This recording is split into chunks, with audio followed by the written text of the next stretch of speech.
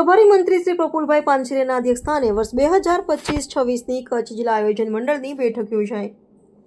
આયોજન મંડળની બેઠકમાં કચ્છ જિલ્લાના ₹1,345 લાખના 539 વિકાસ કામોને બહાલી અપાઈ। પ્રભારી મંત્રી શ્રી દ્વારા ગ્રાન્ટ પડતર ન રહે તે રીતે બાકી કામો તથા નવા કામો ગુણવત્તાયુક્ત તથા સમય મર્યાદામાં પૂર્ણ કરવા તાકીદ કરાઈ। આજ રોજ કચ્છ જિલ્લાના પ્રભારી મંત્રી શ્રી તેમજ પ્રાથમિક માધ્યમિક અને પ્રૌઢ શિક્ષણ ઉચ્ચ શિક્ષણ રાજ્યમંત્રી શ્રી પ્રફુલભાઈ પાનછેરિયાના અધ્યક્ષસ્થાને વર્ષ 2025-26 જિલ્લા આયોજન મંડળની બેઠક કલેક્ટર કચેરી ખાતે યોજાઈ હતી, જેમાં પ્રભારી મંત્રીશ્રીએ બાકી કામો તથા નવા આયોજનના કામોને સમય મર્યાદામાં ગુણવત્તાયુક્ત તેમજ સ્થાનિક પદાધિકારી તથા ધારાસભ્યો સાથે સંકલન સાધીને પૂર્ણ કરવા તાકીદ કરી હતી। વધુમાં તેમણે સંકલન તથા સમતોલ વિકાસ કરવા તેમજ છેવાડાના ગામ સુધી સરકારી યોજનાનો લાભ આપવા સૂચન કર્યું હતું।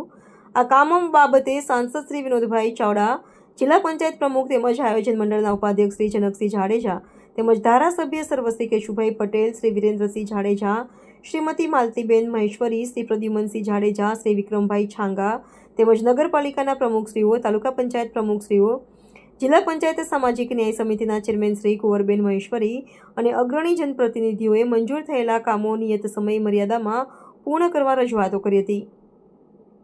પ્રભારી મંત્રી શ્રી પ્રફુલભાઈ પાનછેરિયાએ સંબંધિત અમલીકરણ અધિકારીઓ પાસેથી આ કામો અંગે વર્તમાન સ્થિતિ જાળવી કામો ત્વરિત પૂર્ણ કરવા સૂચના આપી હતી।